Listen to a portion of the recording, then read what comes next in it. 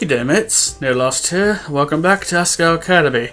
Last time we did something crazy.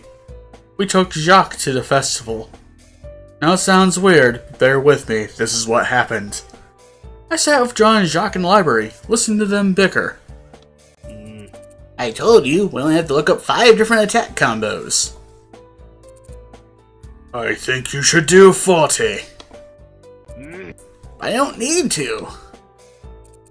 Trust me, your skills could do some work. I giggled and John sighed in exasperation. Anna, help me with this guy. There's no way I'm gonna survive trying to take care of him for the rest of my life. I'll take care of him for you. How about that? Does that sound good, Jacques? I winked at him and his eyes glowed. No. Ha! What a card. Yeah. Yeah, what a card. John frowned at me and set aside his book. Hana. Anna. I looked at him expectantly and he cleared his throat. It's come to my attention that you might have misunderstood something about Jacques. You seem to think he's a real person who has feelings. No. But Jacques doesn't. Not the way you and I do. He's a robot after all. Oh, I know that. Why are you telling me something like this? Don't be silly. I'm not judging you. I'm not saying you're doing anything or feeling it any certain way. But, even friendship works differently for Jacques. He's run off of a program, whether you like it or not. Granted, he's got free will. That's why he can be as sassy as he is. And I would never in my life violate his free will. That's what I like about him. Stop, you're making me blush. Ah. But he can't feel like you and I do, and nothing will make him feel that way. I had an experience with him in the past, you know? That's why I'm warning you. I don't want you to have to fall in the same kind of thing that I did. It's not worth it. Programs are programs. As much as Jacques is my friend, I had to come to terms with that. So should you. I smiled, my chin trembling. Of course I know that. Don't worry, John. I'm not an idiot. That's debatable. And I'm certainly not going to have real feelings for a computer program. What kind of person would do that? You'd be surprised. He shrugged. I'm sure you wouldn't be the first. But don't worry, I know you're smarter than that. Why do you think you're a scholarship student? Yeah, that's the word. I just wanted you to know, since you're so empathetic and everything. I cocked my head to the side, confused. Well, thanks for the warning. It means a lot, I guess. No problem, Hana. Now then, back to studying, eh, Jacques? Spell me. Ah! God damn! Yeah! Heck! That's the spirit! John buried his head in his book. I pretended to read my own, all while watching Jacques out of the corner of my eye. A computer program. Really? Did John really want me to believe that? Can he even believe it himself? Anyone who met Jacques realized he was something special. He wasn't just a robot. Oh no. There was no way. Not after the Flower Festival. I wanted to argue with John, but there was no way I could do that while appearing sane. I didn't know enough about the laws of robotics to even start debating philosophy and ethics on the matter. Instead, I nodded to whatever John said, all the while imagining a possible future. Myself and Jacques, the leaders of a new world order. Free will, freedom of expression, and sure rights for robots. Oh god. Robots who are human, just like John and me were. Even if I was the only one who saw it.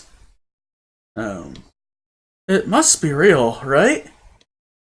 It must be. It was late one evening in our dorm room. I was laying on my bed, staring at the ceiling. Even as I tried to put it out of my mind, I couldn't. Jacques didn't love me. He couldn't love me, no matter what I did. I wanted to forget about my feelings for him, but the more I tried to push them out of my mind, the more they followed me. Whether I was in class, or reading, or in the shower, or going to sleep, everywhere I looked was Jacques. It didn't help that I was starting to feel less and less sure of myself. Not only was he a bird, but he was a robot. A robot with personality and some form of feeling, but a robot nonetheless. Was I crazy for feeling this way? Was there something wrong with me? Part of me thought so, but the rest of me felt like there was more to the situation than met the eye. There was something about Jacques that seemed utterly human. The only question was, how would I get to it?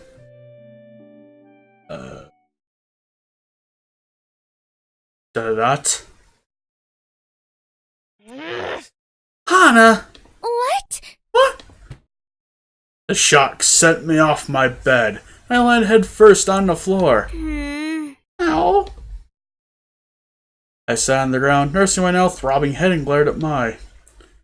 To my surprise, she didn't look apologetic at all. She looked downright furious. What was that for? I don't know what's wrong with you, but you really need to shape up. What are you talking about? What the hell? Did you forget that our joint essay was due earlier today, and that you were the one who was going to turn it into Miss Shizuka? A sinking feeling hit my stomach, but I avoided her eyes.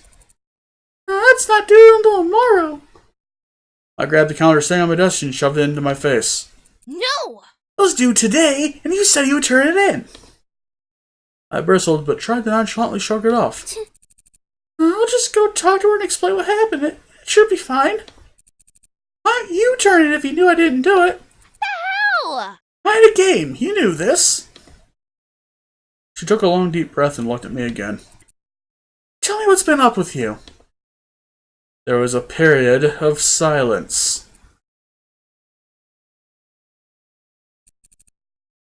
I don't know what you're talking about.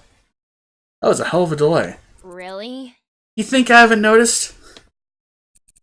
You haven't been doing any homework or studying anymore. Your grades are falling drastically. You're barely eating at lunch, and I haven't seen you even touch that game in a week. Don't you want to join the Norwoods Club? Aren't they relying on you for the tournament? More importantly, aren't you going to basically flunk out of here if you don't shape up? I swallowed and grabbed my backpack. Surely my grades weren't that bad. I was still a smart girl if I wasn't pulling as much effort into my schoolwork. 32. The first paper I grabbed had a 32 on it. I stared at it, completely dumbfounded. I'd never gotten below 70 in my life, not since the year before. How had I not noticed? I crossed her arms and she saw the look on my face. Okay, maybe my grades have been falling a bit, but it's nothing I can't make up.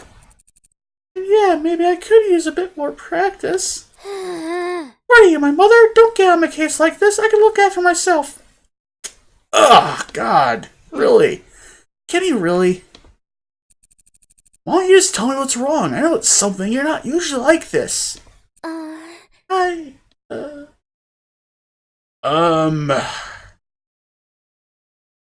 Okay. Common sense dictates that we should confess to Mai. I think that's what we're gonna do. I took a deep breath, ready to reveal my feelings for Jacques and my deepening sense of hopelessness. But when I tried to say something... I've been dealing with some stuff from home. Bullshit. A lie came out instead. I frowned. Okay. You know you can always talk to me if you need to, Hana. I'm always here for you. I nodded, biting my lip. Of course you are. It was only a few days later when it happened. Hana, please, I really need your help. There's been an emergency at the play, and I need to go right to the theater to sort it out. Apparently, somebody set something on fire, or else there's someone hiding in closets waiting to stab people with a plastic sword. I'm not really sure. But I left Jacques to upgrade after lunch, and I can't go get him. He needs to be unplugged immediately after he upgrades, or else he could get some really weird malfunctions. Can I please trust you to go get Jacques for me? My eyes widened. Of course, John, but why me? You're the only one Jacques trusts besides me. I'm not sure how you did it, but you did. Must have been off screen for the most part. Warmth swelled up in my heart, and I felt myself glowing with pride. Yeah. Of course, you can count on me. Good, thank you. If he's not done when we get there, just wait a bit. There's a 10-minute window after it finishes, so you have enough time. Oh, and if you see any alerts pop up on the program, just hit OK. He dug around in his pocket and handed me a silver key, iron the gold ones the girls had. Bye. Bring him to the theater after you grab him, okay? I'll see you there. He dashed out of the room, sheer panic across his face. As I crossed the door, I noticed Shane staring at me. Dot dot dot. John never trusts people with Jacques. With that said, he turned away. Huh? Oh right, I should hurry.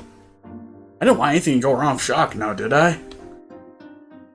312, 313, 314, here it is. Wait.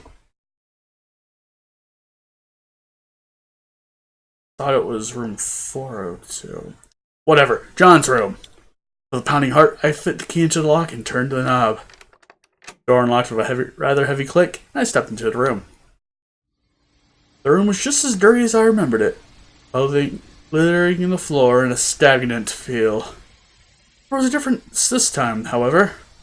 A light glowed in one corner of the room. Jacques stood in a little metal contraption, an odd humming sound filling the air. Wires plugged somewhere around his bottom, and his eyes were flashing colors. Multiple different colors. I had no idea they weren't inherently red. I crept over to the machine, following its wires with my eyes. They plugged right into John's computer, so I wiggled his mouse around a bit until the screen woke up. Upgrade 89%. Good, so it wasn't done yet. That meant Jacques was safe, and I wasn't going to have to bring an utterly destroyed Jacques to a broken-hearted John. I watched the program as data rolled across the screen, numbers and symbols that didn't make any words I could understand. Where did Jacques come from, anyways? I glanced over at him and my heart skipped a beat. They said there was nothing like looking at the person you loved when they were sleeping. Oh no. I thought this was over. Their face free of worry, completely vulnerable and innocent. I didn't understand what people meant by that until now. Jacques looked so calm, so cool. I swallowed. He wasn't on, so he wouldn't remember anything that happened, right? And that train really needs to shut the hell up. I reached out a trembling hand and, with a feather-like touch, ran my finger down his face and over his beak.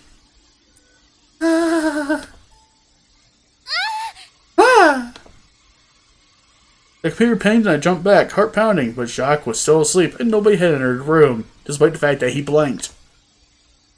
Heart practically in my mouth, I read the alert on the screen. Alert! New data has been added to the human registry. Hana Mizuno. Me? It was talking about me? I clicked the next button. Hana Mizuno. Gender, female. Hair, pink. Eyes, green. Thought they were blue, but whatever. Personality, kind, trustworthy, sleep. Emotional attachment, plus 23. Note, adjusting emotional attachment will override free will. The emotional attachment stat had arrows next to it. Oh no. Did that mean I could adjust it? Oh Christ. I glanced at Jacques. Then back at the screen. Did that mean if I raised it, Jacques would have feelings for me? No, Hana, please don't. Could he even fall in love with me? Oh no. No. I couldn't mess with that. That'd be wrong. John trusted me. But how would anyone know if I altered it just a little bit? No one would be the wiser. I would be a lot happier. I could give Jacques the love and attention he deserved. The kind of love even John couldn't give him. Oh no. That's... There's only one option. Leave it be. Common sense dictates that we should leave it be. I shook my head. There's no way I could do that.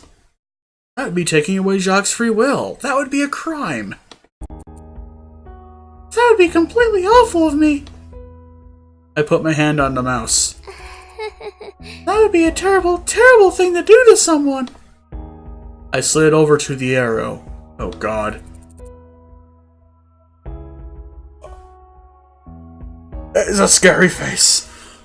I wouldn't do that to a real person, so why would I do it to Jacques? I clicked the button. The numbers started rising. No. That would make me a bad person. I clicked again. Please stop. No. And again. And again and again and again and again and again and again and again and again and again and again and again. Ah, God! That's a lot of agains. I'm not reading all of those. Oh my God. I slammed the enter button. Oh no.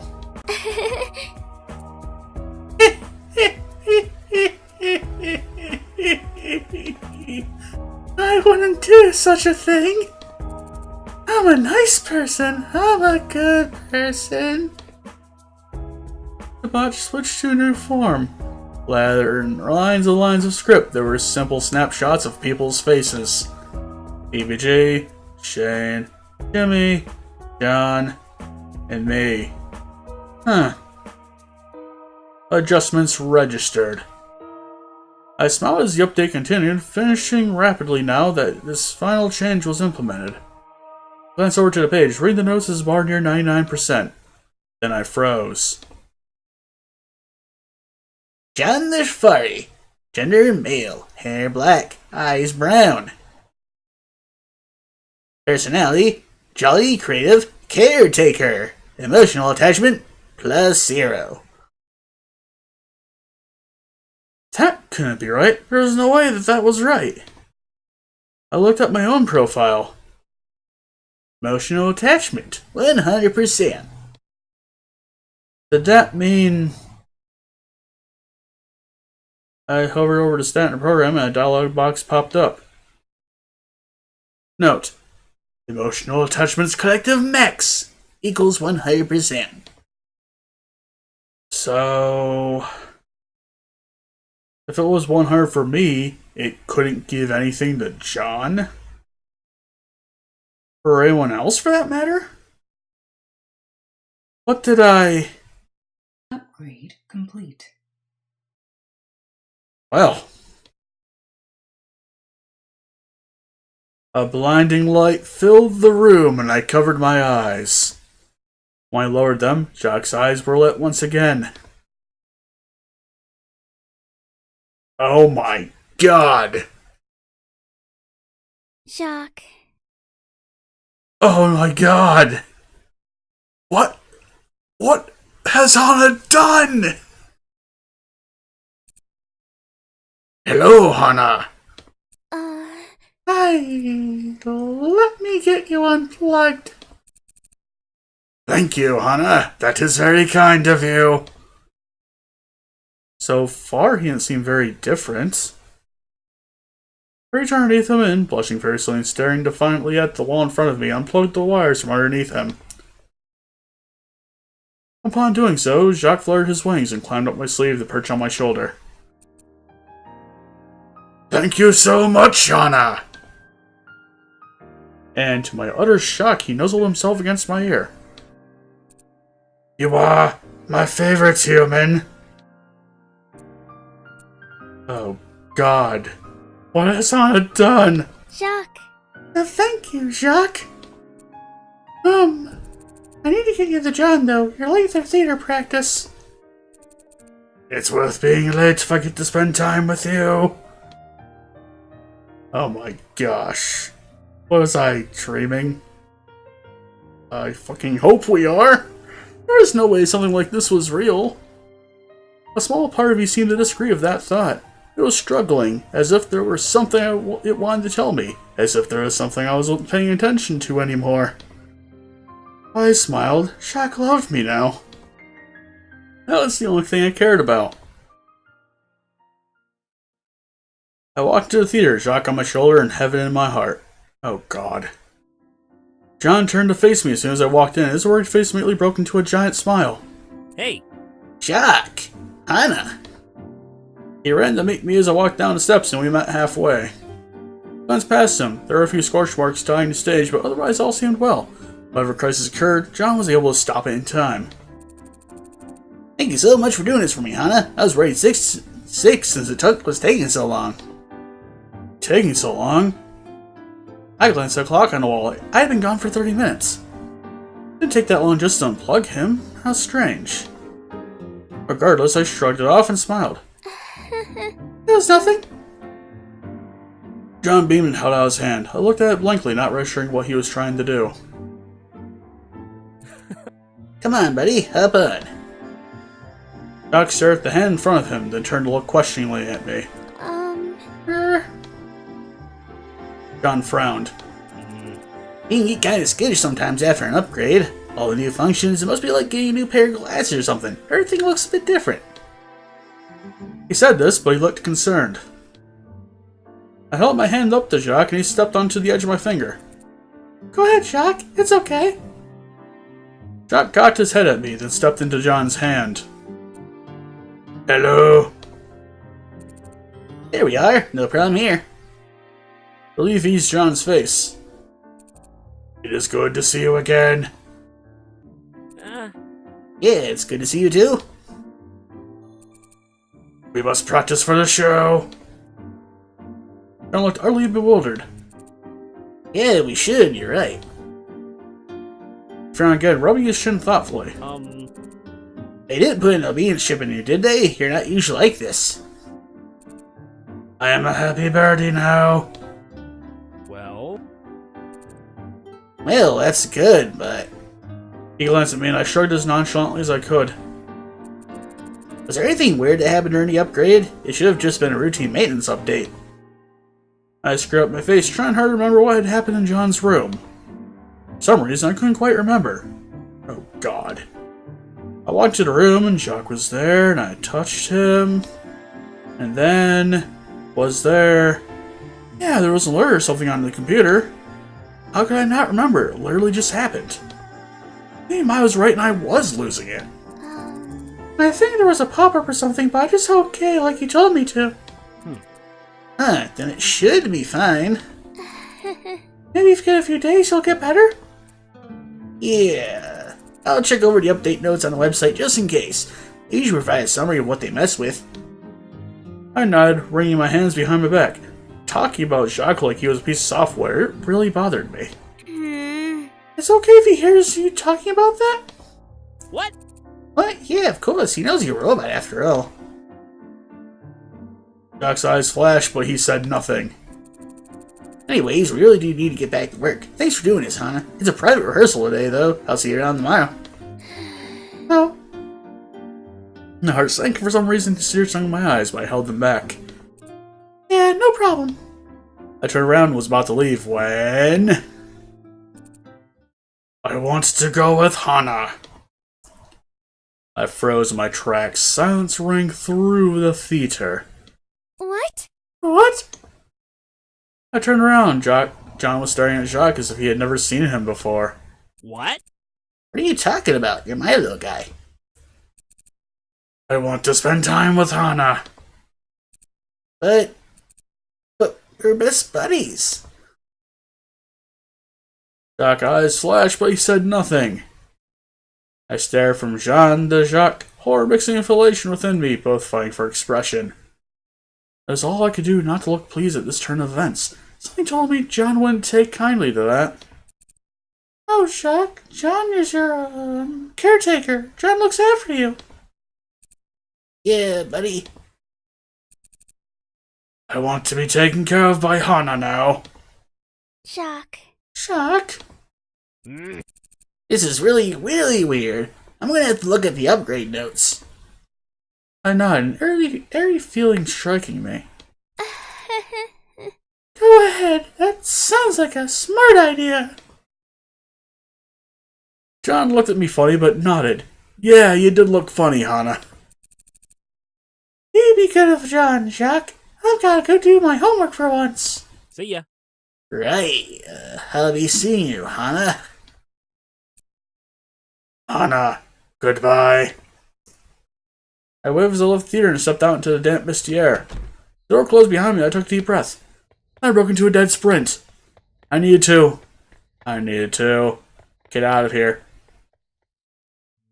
I ran to John the next day in the hallway. Jack perched on his shoulder. Hey! Did you manage to take a look at our notes?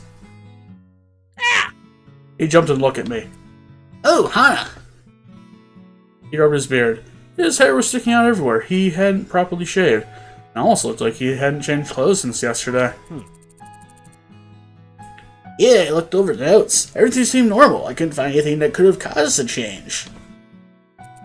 Hana. Ugh. Hana, I've missed you.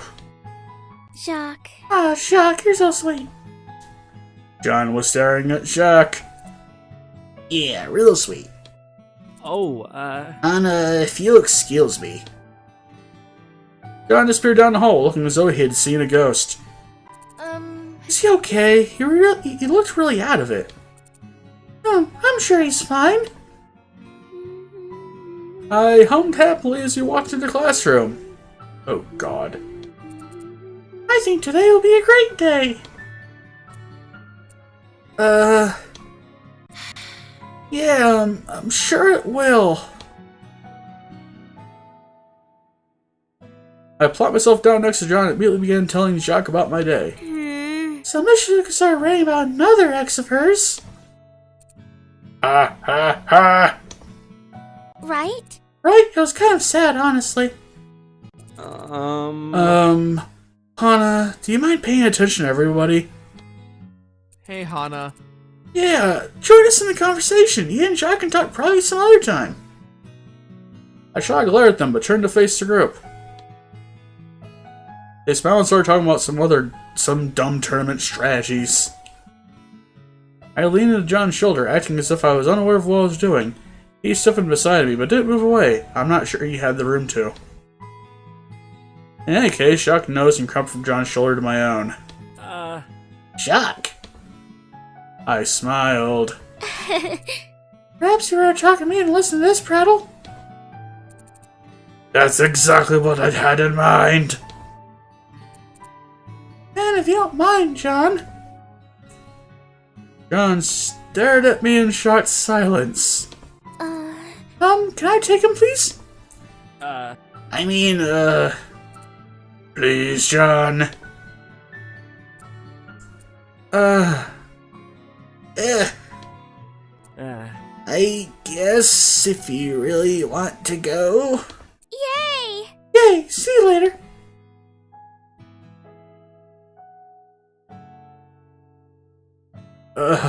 No, what's happening? Jacques and I spent the lunch hour soaking in the sun together, enjoying each other's company. Nobody had ever made me feel so special, so whole. I didn't ever want to give this feeling up. There was a knock on our door that night. When I opened it, I found John on the other end. Jacques wouldn't go to sleep unless I let him come tell you goodnight. Jacques. Oh, Jacques, that's so sweet. I couldn't rest until I knew he was safe, Hana. Yeah. Well, good night, Jacques.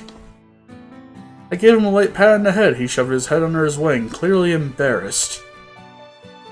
John stared at Jacques. what? I've never seen him do that before. Good night, Hana. I wish you the best recharge possible. I wish I could be with you tonight. I looked at John and he looked at me. Well, that's rough, buddy. You're coming back with me tonight. You're cruel. Jokester like always. I wasn't joking. Anyways, I'll see you later, Hana. Bye. Right, night. I closed the door, absolutely glowing. Jacques was so sweet. Where's Mai? Oh my god. Okay, well, I am gonna cut it off here. I don't know how much longer this route's gonna go, so if you like this madness, be sure to like, comment, subscribe, and I'll see you guys later. Bye bye.